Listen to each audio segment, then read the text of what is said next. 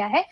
Sir थोड़ा सा natural gas पर भी आपका हम नजरिया जानना चाहेंगे, क्योंकि एनर्जी क्राइसिस जिस तरीके से बना हुआ है, नेचुरल गैस भी हमने देखा कि एक लंबे समय से कंसोलिडेशन पीरियड में चलती हुई नजर आई थी।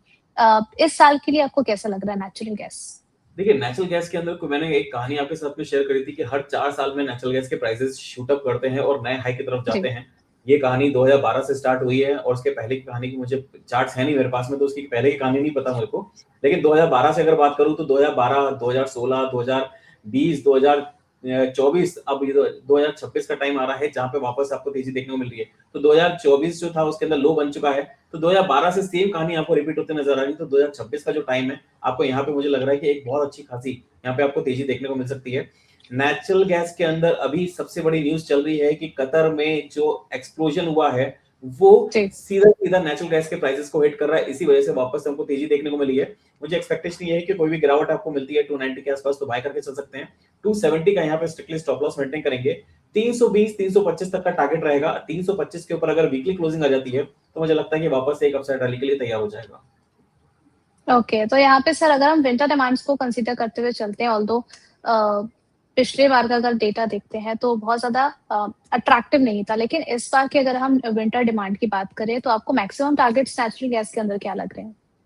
देखिए, मैक्सिमम की अभी बात नहीं कर सकते क्योंकि यहाँ पे अभी लेवल्स टू लेवल्स ही हम चलना पसंद करेंगे क्योंकि 270 240 का एक मेजर सपोर्ट जोन बन चुका है। जब तक वो सपोर्ट जोन को नहीं तोड़ता है और काफी लोअर लेवल भी है उस लेवल पे, क्योंकि क्या होता है जैसे ही $2 के आसपास अगर आता है नेचुरल गैस तो वहां पे फिर जो प्रोडक्शन है उसको रोक दिया जाता है क्योंकि उससे नीचे वहां पे लॉसेस लगना चालू हो जाते हैं। अभी अगर हम बात करें तो $3 के ऊपर चल रहा है, तो $2 और $3 बहुत स्लाइटली मूवमेंट है उसके अंदर। तो यहाँ पे अगर पोजिशनल बेसिस पे भी अगर चला जाए तो डेफिनेटली मुझे लगता है कि काफी अच्छे रिटर्न्स यहाँ पे देखने को मिल सकते हैं। ऑप्शन सेलिंग अगर करके चलेंगे, बाय करके, अगर फ्यूचर आपने बाय करा है उसके साथ में अगर दूर का कॉल ऑप्शन आपने राइट करा है तो वहां पे भी आपको कहीं ना कहीं बेनिफिट मिलता हुआ नजर आएगा।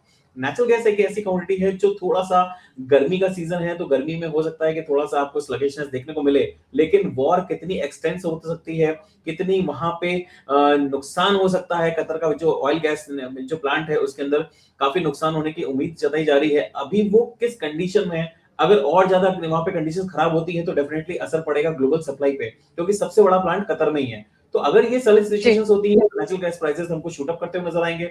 अगर ये वॉर रुक जाता है तो वापस से स्लगिशनेस आएगी। लेकिन हाँ, 270 240 के रेंज में जब भी आपको मिलता है खरीदारी करें, उससे नीचे जाना अभी मुझे लगता है काफी मुश्किल होगा। चलिए, तो यहाँ पर नेचुरल गैस में आपको किन लेवल्स पे खरीदारी कर करके चलनी है या आपको सलाह दी गई है? जल्दी जल्दी कुछ और क्वेश्चन आए हैं हमारे दर्शकों के, वो भी जान लेते हैं। सुपिंदर सिंह जी का सवाल है, कह रहे हैं कि sir should be average silver and gold ETF? Should be average gold ETF के अंदर बिल्कुल आप कैश के अंदर कर रहे हैं तो आप एवरेज कर सकते हैं। थोड़ा सा अगर इंतजार करेंगे तो मुझे लगता है कि ज्यादा बेटर रहेगा, क्योंकि अभी यहाँ पे थोड़ी सी गिरावट यहाँ पे अभी चल रही है। तो गिरावट को एक बार कंप्लीट हो जाने दीजिए। 2,25,000 का पिछली बार का सपोर्ट था, वो ब्रेक करना चाहिए। अगर वो ब्रेक करता है तो थोड़ी सी और गिरावट आएगी। जब वो गिरावट पूरी कंप्लीट हो जाए तब मुझे लगता है कि वहां पे फिर एक्लिमेशन करेंगे तो ज्यादा बेटर रहेगा। सिल्वर के अंदर मैंने बता रखा है 2,15,000 से 1,80,000, जी। और गोल्ड के अंदर 1,35,000 से 1,30,000 के ऐसा बीच में मिलता है, तो वहां पे एक्लिमेशन स्टार्ट करा जा सकता है। चलिए, यहाँ पर मैंने आपसे मेटल्स को लेकर भी पूछा था जब सिल्वर की बातचीत हो रही थी। अखिलेश दीक्षित जी हमारे प्राइम दर्शक हैं, कॉपर में सर समझना चाह रहे हैं कि आपका नजरिया यहाँ पर क्या बन रहा है फिलहाल के लिए? देखिए, कॉपर के अंदर लास्ट टाइम जब हमने बात करी थी तो मैंने एक ही चीज बोली थी, जब तक ये 1230 का लेवल क्रॉस नहीं कर रहा तब तक तेजी की बात नहीं करेंगे। और इस समय 1100 के आसपास चल रहा है। अभी भी यहाँ पे अगर मैं बात करूं तो 1106 के आसपास चल रहा है। यहाँ पे मेजर जो सपोर्ट है 1090 का है। 1090 के नीचे अगर वीकली क्लोजिंग आती है तो मान के चलेगा आपको 1040 और 1000 तक के टारगेट्स वापस देखने को मिल सकते हैं। ग्लोबल स्लोडाउन की कंडीशंस जहां पे आपको एनर्जी नहीं मिल पा रही है, प्लांट्स बंद हो रहे हैं, डिमांड वहां पे स्लगिश हो रही है, जिसकी वजह से सारे मेटल्स के जी। अंदर हमको गिरावट देखने को मिल रही है। तो ये गिरावट थोड़ी सी और रहेगी, तो अभी खरीदारी की राय नहीं है। अगर कोई रिवर्सल बनेगा तभी खरीदारी करेंगे। मुझे लगता है कि अभी इसके अंदर और पैनिक देखने को मिल सकता है। चलिए, ठीक है। यहाँ पर नैन्सी जी की एक टिप्पणी आई है और ये जानना भी चाह रही हैं कि इनका जो नजरिया है उस पर सर आपकी गाइडेंस क्या है? कह रही हैं कि sir I either invest in ETF और physical gold. I checked when MCX rate was 147 physical form में and I was getting at 153, so this means jewellery are selling at premium. देखिए ये सारी चीज़ें ऐसी हैं कि ज्वेलरी प्रीमियम पे ट्रेड कर रही है क्योंकि ईटीएफ का जो पूरा रिलेशन है वो कहीं न कहीं फिजिकल मार्केट से रिलेशन जो रहता है डेफिनिटली। और जी। आपने बोला है कि ईटीएफ के अंदर निवेश करना है कि आप फिजिकल के अंदर निवेश करना है। देखिए दोनों के प्रोस्पेक्ट्स बिल्कुल अलग-अलग हैं। अगर आप ईटीएफ में निवेश करते हैं तो फिजिकल का आपको टेंशन नहीं रहता है। आपको वहाँ पे ज्वेलरी अगर ले देखिए ज्वेलरी कभी भी इन्वेस्टमेंट नहीं होता है। मैं आपको सही बोलूँ, बहुत लोग ज्वेलरी खरीदते हैं, उसको बोलते हैं कि शायद वो मेरा इन्वेस्टमेंट है, तो ज्वेलरी कभी भी आपका इन्वेस्टमेंट नहीं होता है। वो केवल आपका शौक होता है जिसको आप यूज़ करते हैं। क्योंकि आप ज्वेलरी अगर ले रहे हैं तो सीधा-सीधा जैसे हम लोग कार परचेज़ करते हैं, कार शोरूम से उतरी, सीधा-सीधा आपको नुकसान लगता है। वैसे ही ज्वेलरी के अंदर जैसे ही आपने ज्वेलरी बाय कर ली और बाय करके आपने उसको पेमेंट कर दिया, बिल ले लिया, सीधा-सीधा आपको मेकिंग चार्जेस का जो 10-11% का जो नुकसान होता है, वो आपको सीधा-सीधा उसके अंदर देखने को मिलता है। तो ज्वेलरी कभी भी इन्वेस्टमेंट नहीं होता है, इन्वेस्टमेंट्स हमेशा बाहर होते हैं।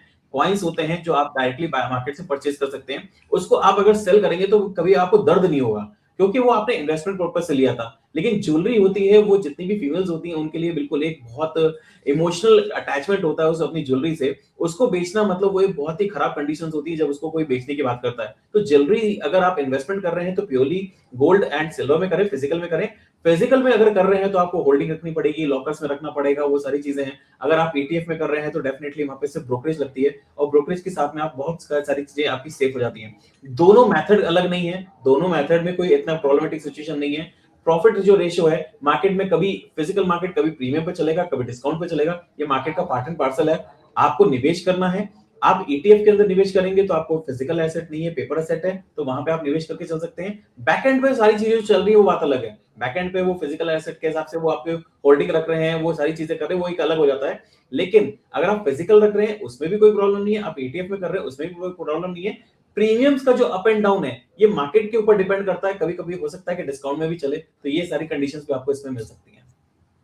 चलिए बिल्कुल, तो यहाँ पर जो है ईटीएफ और फिजिकल फॉर्म में अगर आप खरीदारी करना चाह रहे हैं, तो किन-किन बातों का आपको ध्यान रख कर के चलना है और लेवल्स भी आपको बता दिए गए हैं कि ईटीएफ्स में और फिजिकल बाइंग में क्या कुछ आप देखकर चल सकते हैं। वोटिंग रिजल्ट देख लेते हैं। सवाल था कमोडिटी मार्केट में अभी किसमें अच्छा ट्रेडिंग का मौका बन रहा है? यहाँ पर 4 ऑप्शन थे, गोल्ड, सिल्वर, क्रूड ऑयल या नेचुरल गैस। 41% लोगों का वोट सिल्वर की तरफ है, 34% गोल्ड की तरफ, 18% वोट किया गया है क्रूड ऑयल को और 7% जो है वो नेचुरल गैस की तरफ है। सर आपका वोट किस तरफ जा रहा है और हमारे जो व्यूअर्स ने जिस ऑप्शन को ज्यादा पिक किया है उस पर आपका क्या नजरिया है? देखिए ट्रेडिंग प्रोस्पेक्ट्स अगर देखें तो सिल्वर वॉलेटाइल कमोडिटी है। डेफिनिटली सिल्वर जिन्होंने चूज करा है वो बिल्कुल सही बात है कि सिल्वर इस समय ट्रेडिंग अपॉर्चुनिटीज ज्यादा दे रहा है। सिल्वर के अंदर मूवमेंट्स बहुत ज्यादा हो रहे हैं। और सेकंड में डेफिनेटली गोल्ड है। तो जो व्यूज गए हैं, जो हमारे पोस्ट में गए हैं, सारे के सारे बिल्कुल उसी हिसाब से हैं। आज की तारीख में सबसे ज्यादा वॉलेटाइल कमोडिटी अगर कोई है तो सिल्वर ही है। और मुझे भी सिल्वर में कॉल्स देने में, सिल्वर में ट्रेड करवाने में ज्यादा मजा आ रहा है इस समय एज कम्पेयर टू बाकी अदर कमोडिटीज। जैसे बेस मेटल काफी स्लगिश हो चुका है, लेकिन अब तो बेस मेटल्स में मूवमेंट चालू हो गया है। तो मुझे लगता है कि ऐसी कोई कमोडिटी नहीं है इस समय जो मूवमेंट नहीं कर रही है। तो और कमोडिटी मार्केट की सबसे बढ़िया खासियत ये है कि हमारा ट्रेडर जो है वो शॉर्ट करना पसंद करता है और शॉर्ट सेलिंग करना जानता है।